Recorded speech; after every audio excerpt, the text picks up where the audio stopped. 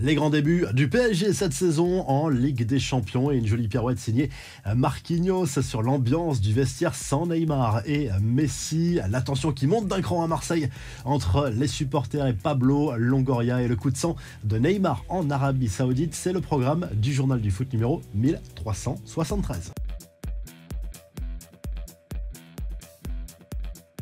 Premier match du PSG ce mardi soir en Ligue des Champions. Cette saison, les Parisiens accueillent le Borussia Dortmund à 21h au Parc des Princes. On partira sur du classique a priori pour Luis Enrique dans la compo de départ avec Hakimi, Skriniar, Marquinhos et Hernandez en défense, Vitinha et Zaïre Emery au milieu de terrain avec soit Ugarte, soit Danilo car l'Uruguayen est incertain et le trio Dembélé, Kolo Muani, Mbappé en attaque. D'ailleurs à propos de Dembélé, Luis Enrique a eu une curieuse idée en conférence de presse. Il a suggéré l'idée de faire jouer à l'avenir l'attaquant français dans l'axe en soutien d'un attaquant de pointe. Une curieuse idée diront certains quand on connaît les faculté de Dembélé à déborder dans le couloir, à éliminer facilement les adversaires et à centrer ensuite. Et Marquinhos, lui, a été interrogé sur l'ambiance au sein du vestiaire depuis les départs de Messi et Neymar. Il a clairement botté en touche le Brésilien en assurant que l'ambiance était excellente sans nommer ni l'Argentin ni le Brésilien dans sa réponse. Voici l'ensemble des affiches de la soirée en Ligue des Champions avec notamment un duel entre la Lazio et l'Atlético. On parlera en revue de presse des matchs de Manchester City et du Barça. À Marseille, la tension est encore montée d'un cran entre supporters et direction. Une réunion a eu lieu lundi en fin de journée à la commanderie. Pour certains, la crise paraîtra exagérée, mais certains leaders de groupes de supporters sont allés jusqu'à demander la démission de la direction. En plus du début de saison mitigé, certains choix passent mal au sujet du mercato, notamment les départs de Guendouzi et Payet qui étaient très appréciés des supporters. La gestion du cas Alexis Sanchez également, le choix de Marcelino comme entraîneur interroge également. Ça sent déjà la fracture entre les supporters et Pablo Longoria.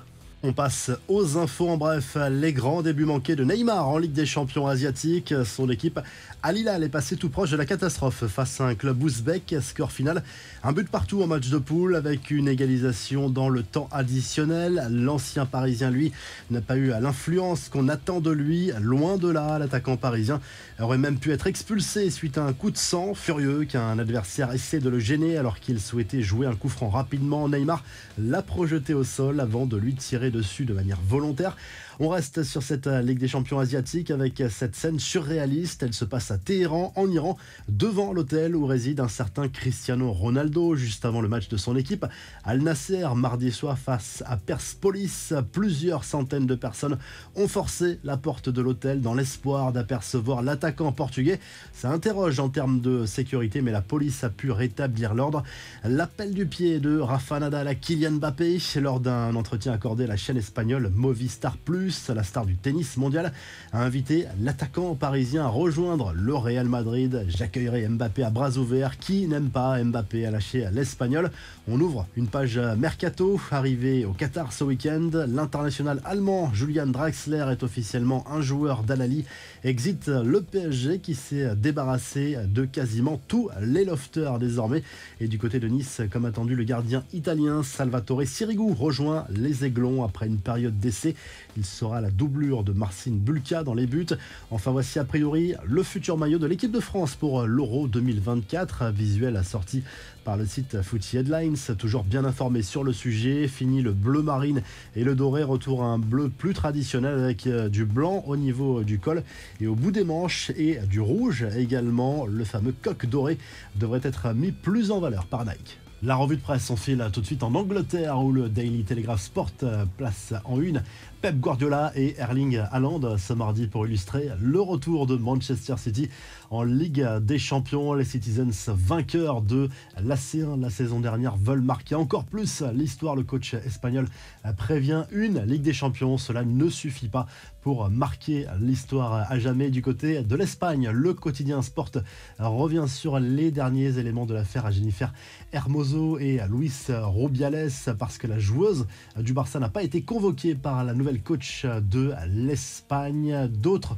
joueuses frondeuses, elles, ont été convoquées, mais a priori, elles ne répondront pas à cette convocation en signe de solidarité avec leur coéquipière Jennifer Hermoso. Et du côté de l'Italie, le Corriere dello Sport consacre sa une au retour de la Ligue des Champions et ce rêve ultime, Wembley pour les clubs italiens, l'Inter, l'AC Milan et le Napoli, notamment dans une moindre mesure la Lazio Rome qui n'est pas forcément un candidat à la victoire finale dans cette compétition a priori, mais c'est bien dans le mythique stade anglais qu'aura lieu la finale de la Ligue des Champions 2024. Si le journal du foot vous a plu, n'oubliez pas de liker et de vous abonner et on se retrouve très rapidement pour un nouveau journal du foot.